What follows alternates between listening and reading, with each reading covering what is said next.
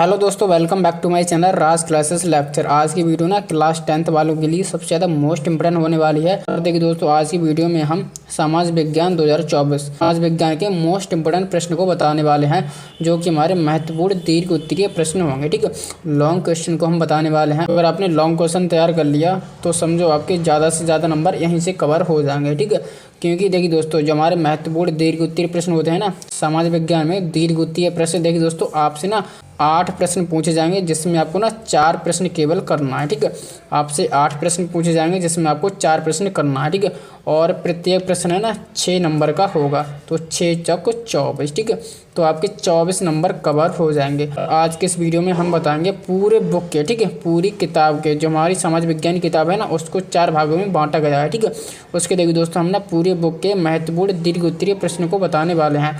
अगर आपने इन प्रश्न को याद कर लिया, समझो आपके 24 नंबर पक्के हो जाएंगे, जो कि बोर्ड एग्जाम के लिए बहुत बड़ा नंबर होता है। ठीक है, और देखिए दोस्तों, बोर्ड परीक्षा में 100 नंबर पक्का आएगा। ठीक है, तो जो हमारा समाज विज्ञान का पेपर है, अगर आप अच्छी तरह से मेहनत करोगे तो आपके 100 नंबर में से कोई भी नहीं रोक सकता। 100 में 100 नंबर आपके पक्के आएंगे। ठीक है ना दोस्तों, तो देखिए दोस्तों, हम आपके लिए बताने वाले हैं समाज विज्ञान के, ठीक है, समाज विज्ञान के महत्वपूर्ण दीर्घ उत्तरीय प्रश्न। ठीक है, केवल हम इसमें देखिए दोस्तों महत्वपूर्ण प्रश्न को बताने वाले हैं। ठीक है, अब देखिए दोस्तों, चलिए दोस्तों, बिना देरी की वीडियो को शुरू करते हैं।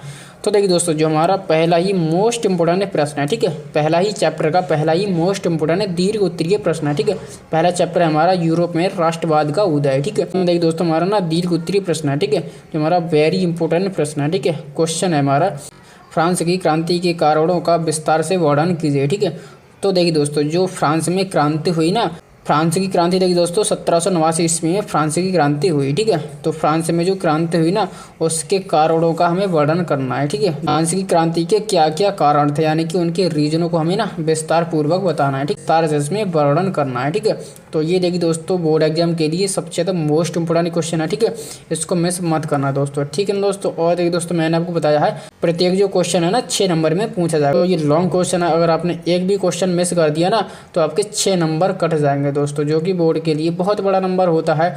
तो क्वेश्चन को मिस मत करना दोस्तों। अगला हमारा मोस्ट इंपोर्टेंट प्रश्न है। ठीक है, प्रश्न हमारा 2 है। ठीक है, दूसरा प्रश्न है, इटली के एकीकरण का वर्णन कीजिए। ठीक है, देखिए दोस्तों, इस क्वेश्चन को हमें तैयार करना है। ठीक है, इटली में जो हमारा एकीकरण हुआ था ना, उसका हमें विस्तार पूर्वक वर्णन करना है। ठीक है, तो इस तरह से हमारा दूसरा क्वेश्चन है, यह भी बोर्ड एग्जाम के लिए सबसे ज़्यादा मोस्ट इंपोर्टेंट है, यानी कि वेरी इंपोर्टेंट प्रश्न है। ठीक है, अब देखिए दोस्तों, हमारा अगला मोस्ट इंपोर्टेंट प्रश्न है। ठीक है, प्रश्न तीसरा है। ठीक है, गांधी जी की नमक यात्रा का वर्णन कीजिए। ठीक है, वेरी इंपोर्टेंट प्रश्न है। ठीक है, तो देखिए दोस्तों, गांधी जी ने दांडीवाड़ी यात्रा करी थी। ठीक है, जिसमें देखिए दोस्तों हमारा आ जाता है नमक यात्रा। ठीक है, दांडीवाड़ी यात्रा करी थी ना, उसमें हमारा नमक यात्रा आ जाता है, जो इन्होंने नमक कानून तोड़ा था। ठीक है दोस्तों, ये भी हमारा बहुत ही ज़्यादा मोस्ट इंपोर्टेंट प्रश्न है। ठीक है, गांधी जी की नमक यात्रा का वर्णन कीजिए। ठीक है, तो ये भी हमारा बहुत ही ज़्यादा मोस्ट इंपोर्टेंट प्रश्न है। ठीक है, अगला हमारा मोस्ट इंपोर्टेंट प्रश्न है, तो देखिए दोस्तों, अगला हमारा चौथा हमारा मोस्ट इंपोर्टेंट प्रश्न है। ठीक है, तो देखिए दोस्तों, असहयोग आंदोलन के प्रमुख कारण क्या थे। ठीक है,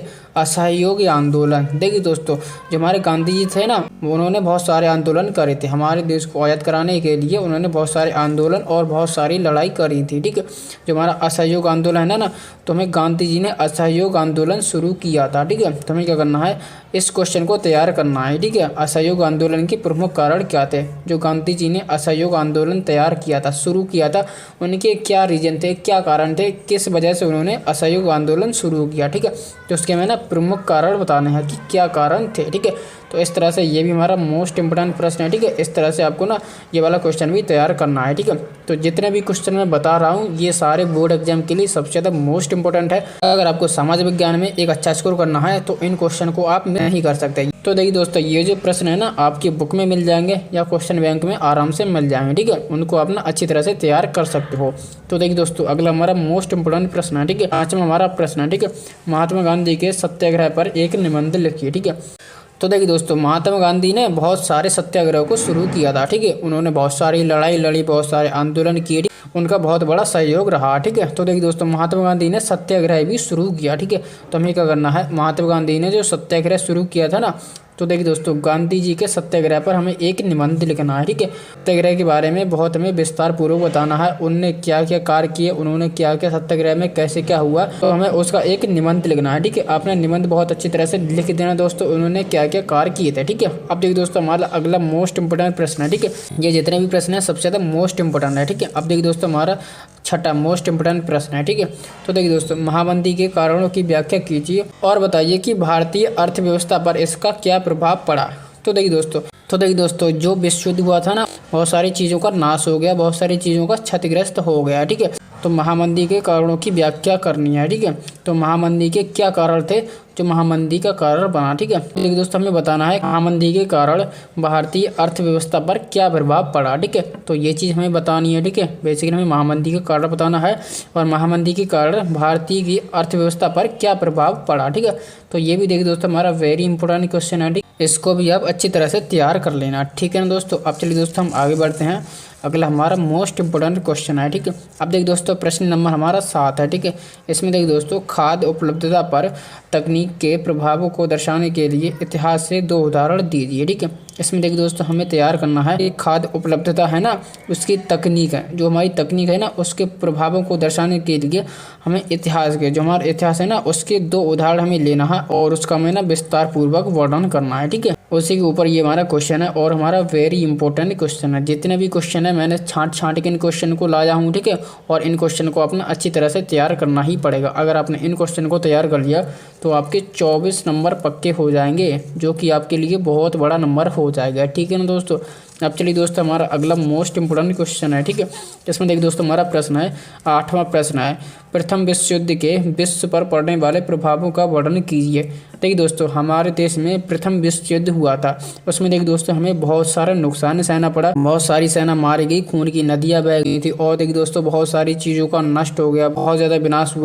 अकाल पड़ गया और देखिए दोस्तों, जो हमारे कल कारखाने थे ना, वो भी बंद हो गए और देखिए दोस्तों, भारत पर बहुत बुरा प्रभाव पड़ा और जो हमारा आयात निर्यात था वो भी आधा रह गया था। ठीक है, तो इससे देखिए दोस्तों, प्रथम विश्व युद्ध से ना विश्व पर काफ़ी गहरा प्रभाव पड़ा। ठीक है, तो उसके ऊपर हमें इस क्वेश्चन को तैयार करना है और देखिए दोस्तों, हमें इस क्वेश्चन को आसानी से बताना है। ठीक है, इसको भी आप तैयार कर लेना, ये भी बहुत ही ज़्यादा मोस्ट इंपोर्टेंट प्रश्न है। ठीक है, अब देखिए दोस्तों, हमारा अगला मोस्ट इंपोर्टेंट प्रश्न है। ठीक है, अब देखिए दोस्तों, हमारा प्रश्न है, भारत में औद्योगिकी विकास क्या है, 4 विशेषताएं बताइए। ठीक है, हमें बताना है कि भारत में, ठीक है, भारत में औद्योगिकी विकास क्या है। बेसिकली हमें ये बताना है कि भारत में औद्योगिकी विकास क्या है और उसके में ना 4 विशेषताएं भी बतानी है। ठीक है, आपको विस्तार पूर्वक लिखना है कि उसकी कौन कौन से 4 विशेषता थी, वो आपको अच्छी तरह से बतानी है। ठीक है, अब देखिए दोस्तों, वेरी इंपॉर्टेंट क्वेश्चन है। ठीक है, अगले प्रश्न की ओर बढ़ते हैं। ठीक है, अगला प्रश्न है हमारा, मृदा अपरदन क्या है, मृदा अपरदन के लिए उत्तरदायी कारणों का वर्णन कीजिए। ठीक है,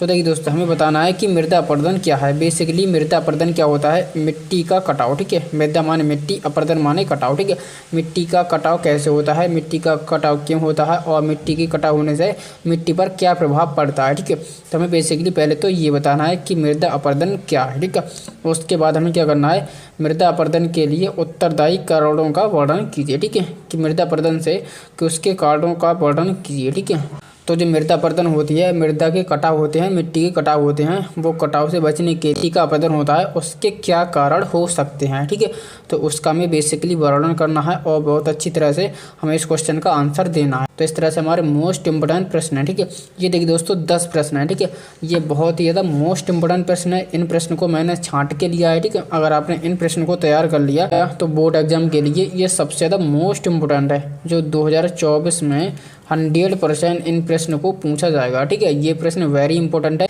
रिपीटेड प्रश्न है, हर साल पूछे जाते हैं और आप इनको बहुत अच्छी तरह से तैयार कर लेना। तो चलिए दोस्तों, आज की वीडियो में फिलहाल इतना ही। चलिए मिलते हैं ऐसे किसी नई वीडियो में, तब तक के लिए बने रहें हमारे चैनल के साथ। जय हिंद, जय भारत।